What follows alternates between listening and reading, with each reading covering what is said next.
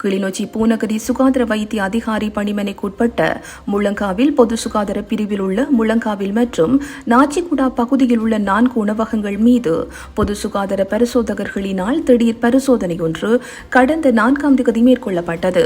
குறித்த சோதனை நடவடிக்கையின் போது மனித நுகர்விற்கு பொருத்தமற்ற சுகாதார குறைபாடுகளுடன் மற்றும் உணவு கையாளும் நிலையத்தின் கழிவு நீரினை ஒழுங்குமுறையில் அகற்றாது உணவு மாசடையும் வகையில் திறந்த வெளியில் அகற்றியமை, உயர்ந்த மட்ட சுத்தத்தை பேணாமல் உணவினை கையாண்டமை, சமைத்த மற்றும் சமைக்காத உணவுகளை தொற்று ஏற்படும் வகையில் ஒன்றாக களஞ்சியப்படுத்தி வைத்திருந்தமை போன்ற குற்றச்சாட்டுகள் கண்டுபிடிக்கப்பட்டன.